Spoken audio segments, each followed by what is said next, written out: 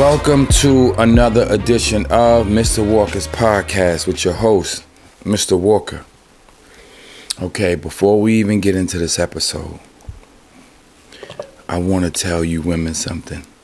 Ladies, I have some secrets to tell y'all, but you cannot tell the men.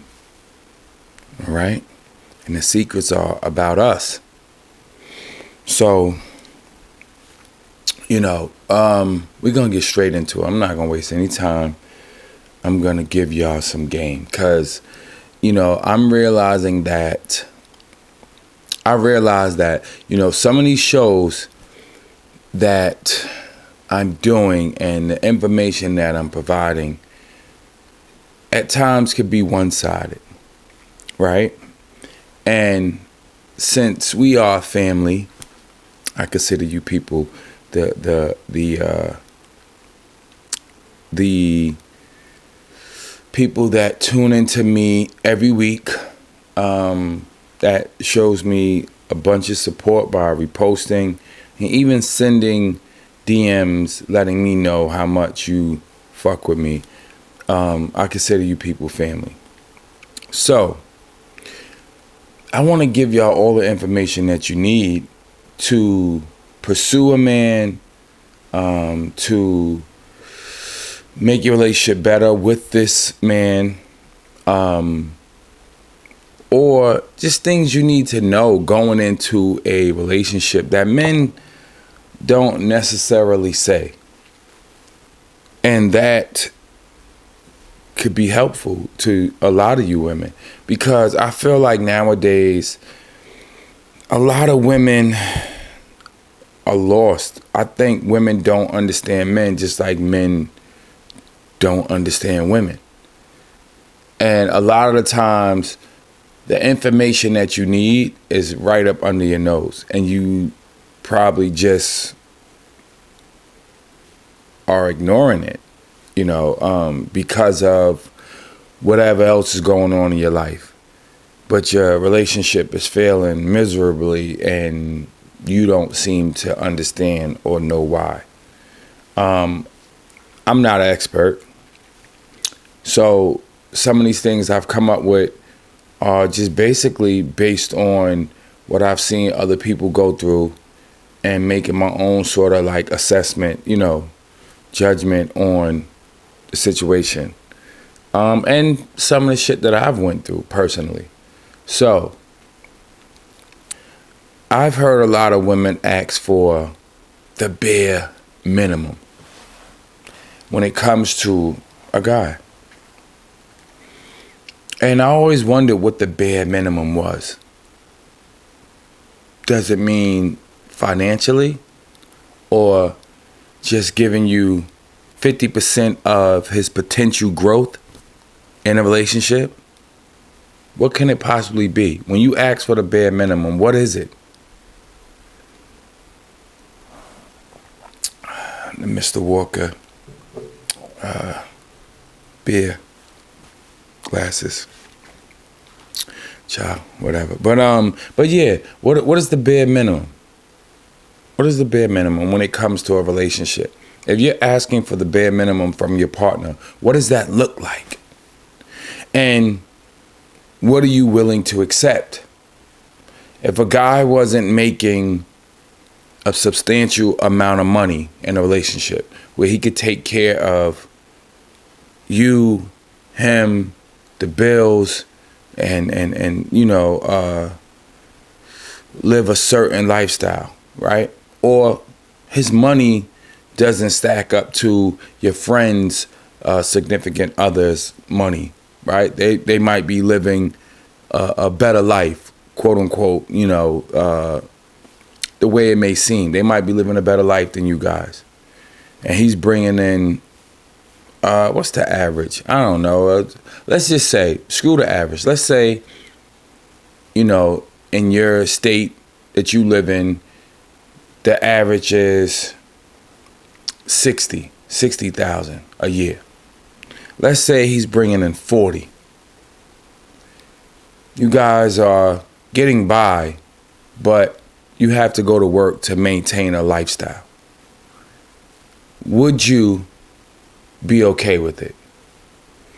And I've heard a lot of women also say that they could build a guy up. So you mean to tell me you look at guys like Build-A-Bears?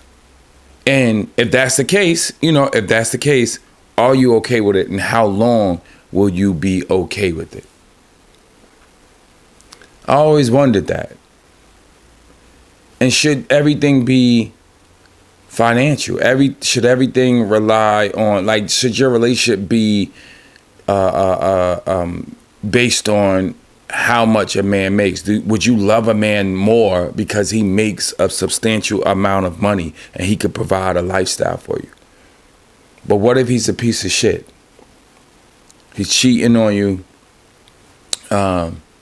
He has the worst attitude when he comes home to you, and he's showing up and being selfish in the bed.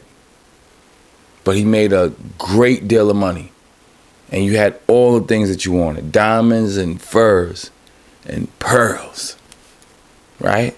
But he was a piece of shit. Could you be okay with it? Or you get that guy that's making 40, right? And he might need a little push, because every now and again, men need a push. Men need support.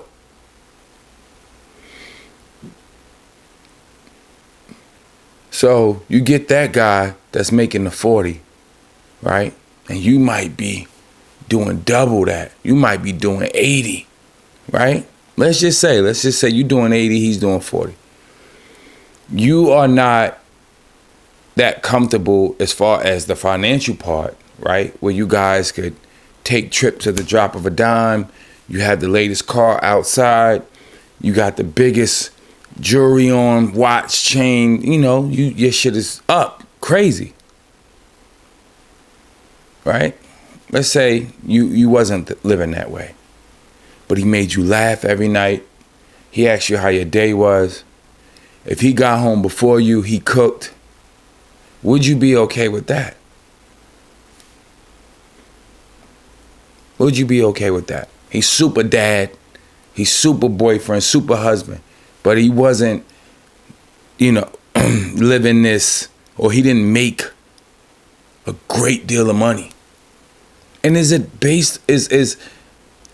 lot of relationships based on how much you love a man or how much you love a woman? Is it based on money? So my question to you women or men is, would you take someone that didn't make a lot of money, that was just kind of like staying afloat, but he made you happy, he encouraged you, he was supportive, the sex was great, because that's a thing too, right? But he didn't make a lot of money? Or would you take the asshole that makes a lot of money, right? Or would you take the guy that makes a lot of money? You can go on all the crazy trips, all the stuff that you studied in school and social studies, and looked in those books, different countries that you can't pronounce. You could go to any one of these places at any given time at the drop of a dime. You had the watch, you had the car, you had the life, the diamonds, the furs, but he never asked you how your day was. He just gave you his card. When it was time to do, he was just worrying about getting off. He didn't care to please you, right? He never showed up, like when it came to events that you two needed to walk in and kill the room. Would you be okay with that? And let's be honest. Could you live miserably with a person that was making a great deal of money because he was making a great deal of money? Yeah. And to touch on one of the things I just said, ladies, you might not know this, but I'm here to tell you. Like I said in the beginning of the show, I'm going to tell y'all some secrets about men that men probably haven't shared with you women. A lot of men would love to be taught things. a particular type of guy. And dating someone, you should know what type of guy that you will begin to date off the rip. If you didn't jump in with your eyes closed, right? If you paid attention and waited to lay down with this man, right? And really studied this guy. A lot of men are ready to be taught things. How to love you better in the bed. A lot of guys don't know what the hell they doing there, right? Every woman is different. So what Mike might have done with Sally in the last relationship, you might not like. The positions, the foreplay, whatever. You might not like it. So you then have to go in and teach son how to please you. Because what Sally had, you don't have, right? But when doing so, you need not to attack a man's ego, meaning like show him how to be better at something, but not throw it in his face or laugh at him because he does it a certain way, right? And you might think that it's the wrong way. Well, it's the wrong way for you. You got to understand every man has an ego. And every man would love to be taught how to love you better. But in doing so, you got to be conscious of a man's ego. I'm telling you. Every situation is different. Every woman is different. You know? And it has to be vice versa. I'm sorry, ladies, but the way you sucked on Big Mike's dick, Johnny, your current boyfriend, might not have the Big Mike thing going on, if you know what I mean. So you gotta attack Johnny differently. Big Mike, you might need to hold that thing with two hands, if you understand what I mean. Johnny, not so much. 3 fingers. You know? So, but in doing so, you need not to let, hey, they gave him what he gave him. You got to work with it. He has a great heart, though. And he's into you. Right? So every now and again, you might need to go to the store and get the Magnum condoms. You know Johnny can't fit those. But you get him anyway, girl. Yeah. You help with that ego of his. He's not packing what Big Mike is packing. So the Rough Riders, the Trojans, the Radio Raheem condoms. Leave those at the gas station. You get Johnny the Magnums, the gold package, to help with his ego. And you make it fit. You squeeze it. Blow it up like a balloon, like helium in there. I'm just saying. Sometimes you got to do that.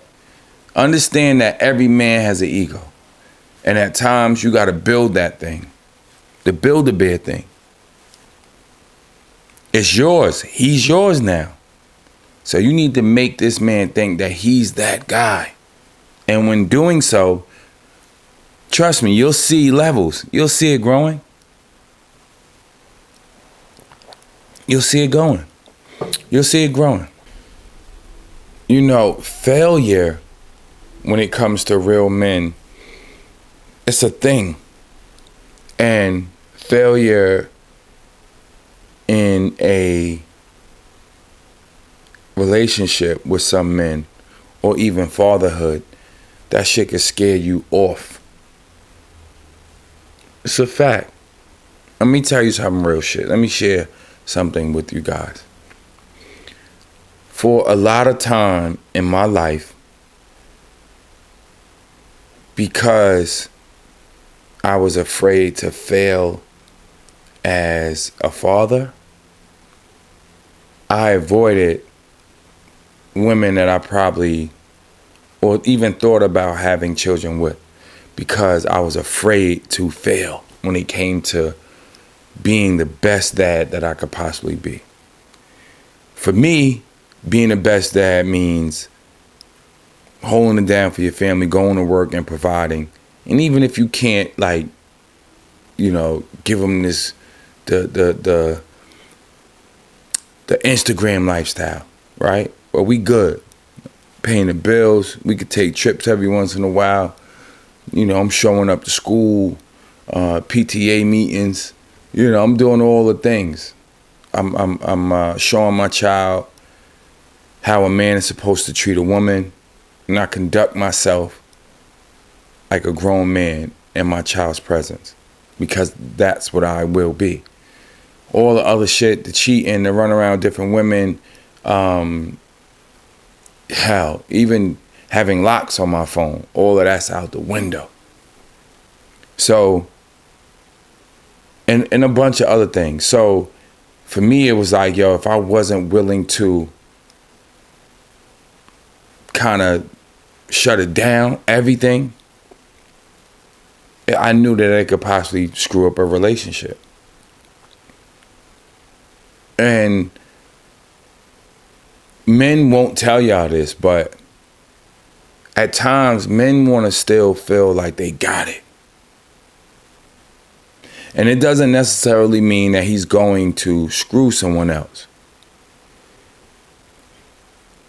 A lot of men will kind of like stick their big toe in the water just to see if it's hot. And that could mean, you know, posting a certain picture, seeing what type of responses they get. Especially the girl that probably ignored them in school. If she's following them on social media, she now like, oh, nice picture, or she likes it. Right? Guys do that. And it doesn't, like I said, it doesn't necessarily mean that he's going to cheat. But he'll do something that's out of the ordinary. Right? Because when you're with someone and you've been with them for so long, you kind of get complacent. Like, it's like, oh, they like me, they love me, right? Because we've been together for this long, right? And it's a routine in the relationship. But every once in a while, and I'm sure women do it as well, every once in a while, y'all guys just step out. And when I say step out, like I said, I don't mean cheating, but just step out on the ledge to see if somebody give you a compliment. So a woman might even post herself in some tights and turn off to the side. But if you look at all the other pictures, none of the other pictures are like that. And then they caption it like, oh, going hard in the gym, or whatever the case may be. Something about working out. But in all actuality, that's what that is. Guys do it as well. Listen. Guys confront like they don't, but we do. You do. And I personally know, like, I think this still exists. Men are going through like a midlife crisis. You get a certain age where, you know, my beard wasn't always gray. It was jet black. And once the gray started coming in, at first, you know, you'd pick one or two, because that's all you really had. And then it got to the point to where it was like 40% of your beard. So you picking out 40% of your beard, you're damn near have no beard. Right? Now it's like, damn, I'm getting old, bro. Like, I got grays. And instead of, if you're not the guy to go and get the dye, you're going to let it rock out. Your body might, you know, look a certain way. Because as you get older, your metabolism slows down. So the weight isn't just falling off. You gotta work out and get that shit up off you. So in the process, right, of trying to get back to normal, guys go through something where they're like, damn, like, this woman been with me forever. I know she loves me. But I wonder if other women may think that I'm handsome or, you know. So like I said, they'd do something to draw that attention to themselves. And I know women do it. I know they do. I know they do. They get, you know, you, like I said, you guys, you women get complacent as well and stop doing the things, and whatever those things may be, right?